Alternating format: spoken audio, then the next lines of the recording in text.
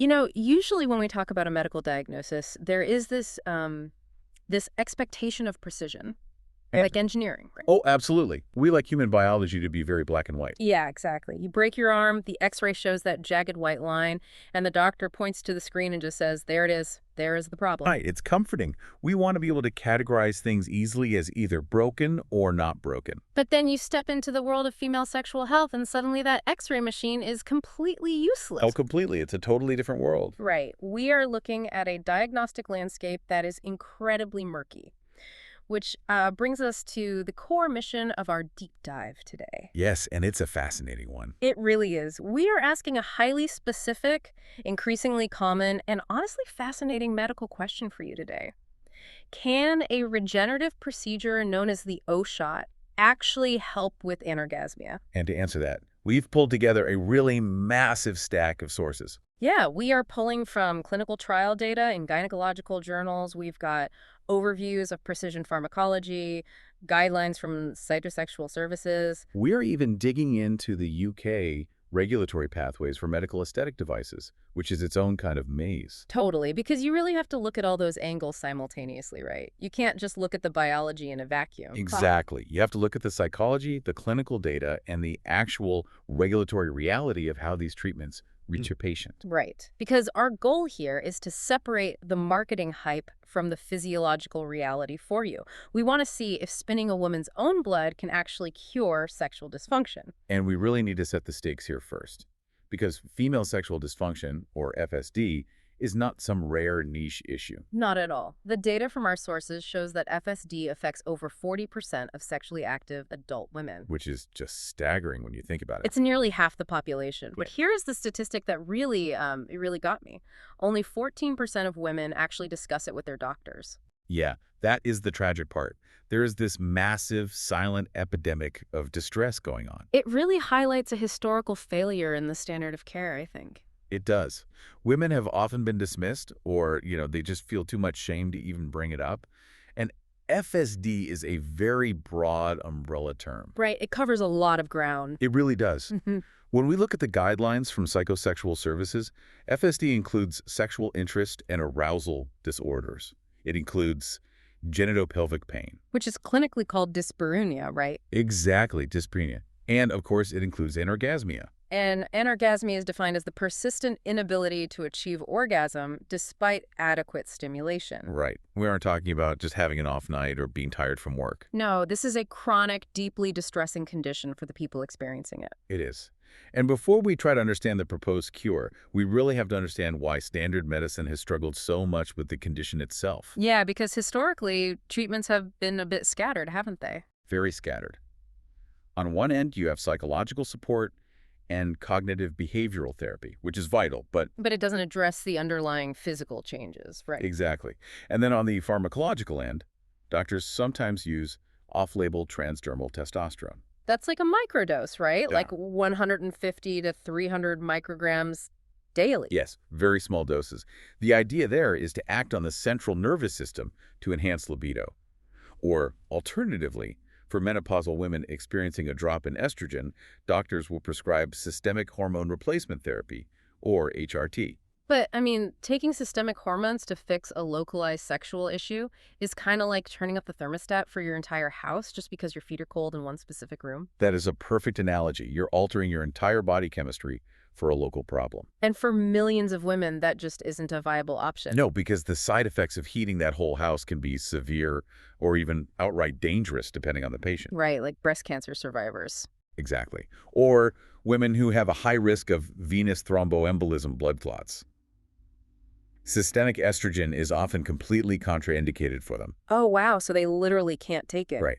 Or consider postmenopausal women dealing with genitourinary syndrome of menopause, GSM.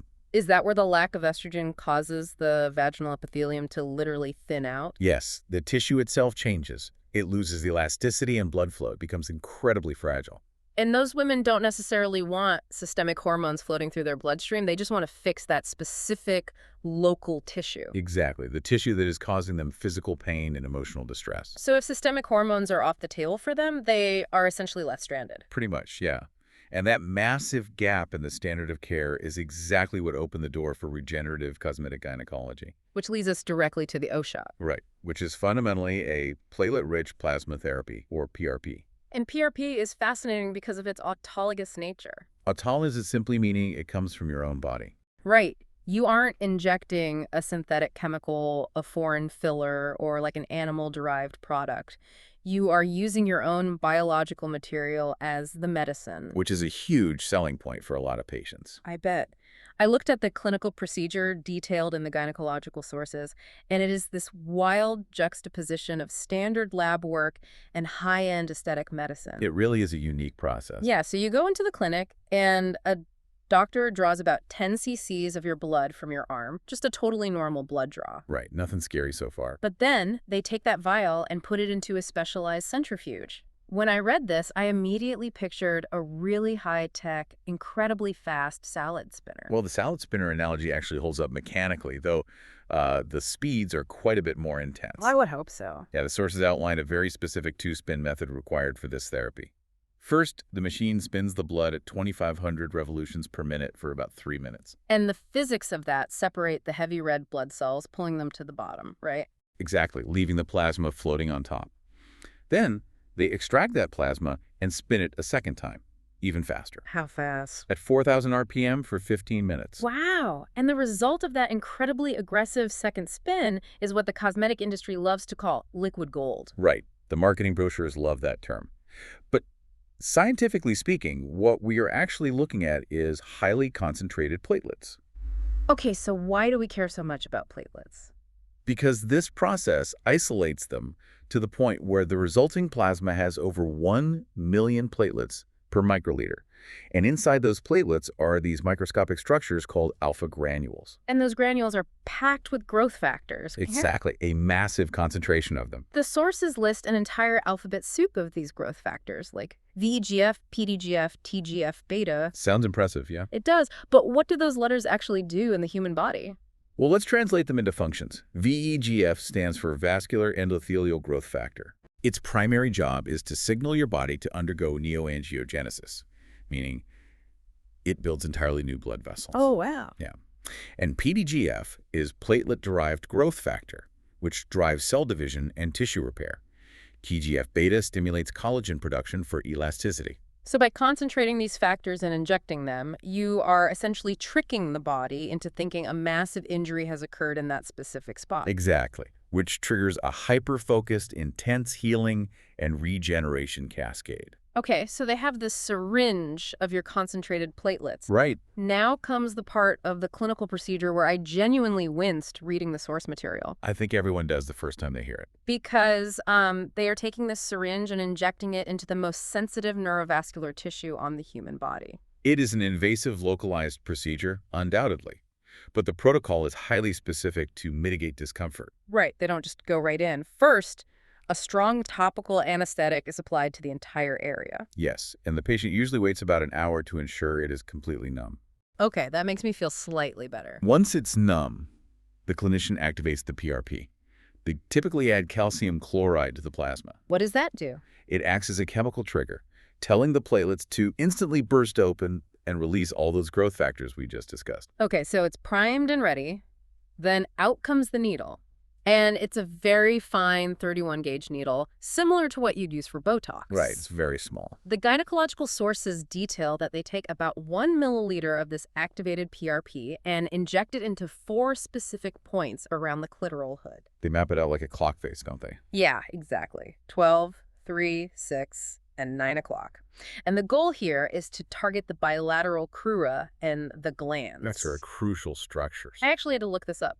The crura are essentially the internal legs or roots of the clitoris that extend deep into the pelvis. They form this massive inverted V shape. It's a huge internal structure that most people aren't even aware of. Right. Then they take another 2 milliliters and inject it into the anterior vaginal wall. Which most people know is the G-spot area. Exactly. And finally, another 1 milliliter goes into the periurethral lateral walls, which is the tissue running right alongside the urethra. The precision of those injection sites is critical. They aren't just haphazardly injecting plasma. They are aiming for very specific targets. Yes, they are deliberately targeting the exact neurovascular pathways responsible for the female sexual response. Okay, so growing new blood vessels in a petri dish is one thing, but when you are injecting needles into the clitoris and the perurethral walls, biologically, what is this actually supposed to do to cure anorgasmia? This is where the physiological theory gets really compelling. Female sexual arousal requires a massive, rapid influx of blood to the clitoris and the surrounding internal tissues. Right, just like male arousal. Exactly. That blood flow causes engorgement, which in turn stretches the tissue and stimulates the local sensory nerve endings.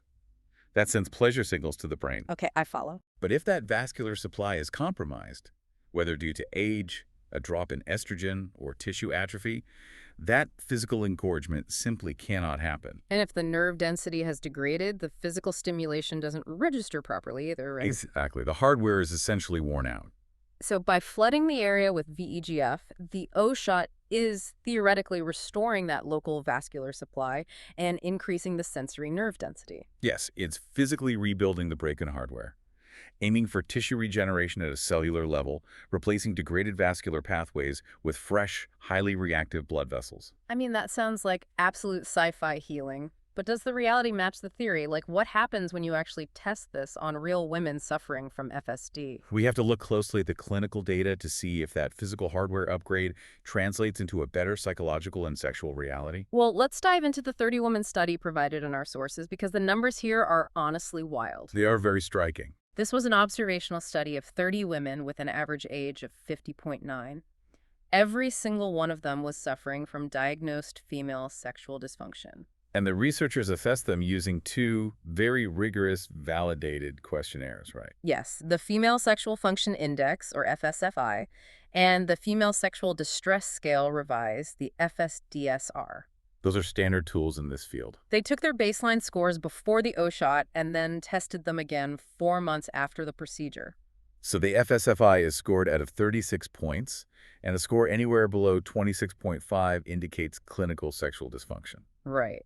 And before the treatment, the average total score for these 30 women was a 16.50. Which is quite low. But then 4 months post-injection, that average jumped to 28.50. Wow. So mathematically, as an average cohort, they moved from clinical dysfunction into the realm of normal function. Exactly. And when you break down the specific subdomains of that questionnaire, the impact on anorgasmia is undeniable. There were the specific numbers there. The orgasm domain specifically improved from an average of 1.50, which implies a near total absence of orgasmic function, up to a 4.00. That is a massive leap. It is, and the arousal domain went from 2.10 to 4.10. And what about the emotional toll? Did that lift as well? It did. The FSDSR scores, where a higher number means greater emotional distress, plummeted from 19.33 down to 10.63. It's important to note for our listeners that this isn't an isolated data set either. The sources include several pilot studies showing similar trajectories. Right, there were a few others mentioned. Yeah, there's a study by Dr. Runels, the original inventor of the O-shot procedure, on 11 women that showed a 64% overall improvement in symptoms. That's significant. And there was another broader survey of 68 women that reported a 94% satisfaction rate across various complaints, from lack of libido to arousal issues. Okay, the numbers look incredible, but I noticed a massive caveat hiding in the data of the 30-woman study. Let's call it the pain paradox. Oh yes, it is the most fascinating statistical wrinkle in the study. Right, so the FSFI questionnaire measures all these different domains: arousal, lubrication, orgasm, satisfaction, and pain. And after the O-shot, every single one of those domains showed a massive, statistically significant improvement. Except pain. Exactly. Except pain. The improvement in the dyspareunia domain had a p-value of 0.085. In statistics, if a p-value is over 0.05, it means the result is not statistically significant. Right, the physical pain of intercourse did not actually go away for these women. So imagine you are one of these women. You've had this shot. The data says you are still experiencing physical pain during intimacy, but suddenly your overall distress has plummeted and you are having better orgasms. How does that make sense? It forces us to confront the deeply complex nature of human sexuality. I mean, the brain is the most powerful sexual organ in the human body. Exactly. Considering the sheer emotional weight of FSD, couldn't this just be a massive placebo effect? It's Definitely a strong possibility. Think about the psychology here. These women paid a lot of money for a fancy, cutting-edge injection. They went through a highly clinical, vulnerable procedure. They expect it to work. Right, the expectation is huge. If the physical pain is still lingering, isn't it highly possible their brain is just overriding it because they so desperately believe the liquid gold cured them? The authors of the studies explicitly acknowledge this possibility. Because these are observational pilot studies without a control group, a placebo effect absolutely cannot be ruled out. You can never discount the power of expectation, especially in sexual health. However, the mechanism of action suggests it isn't strictly an either situation. It doesn't have to be entirely physical or entirely psychological. It's like a feedback loop then. Precisely. The structural tissue regeneration is real. When we look at treated tissues under a microscope, which is what histology is, we can physically see the increased vascularization. We can actually see the denser nerve fibers resulting from the PRP. Yes. So the physical hardware is upgraded.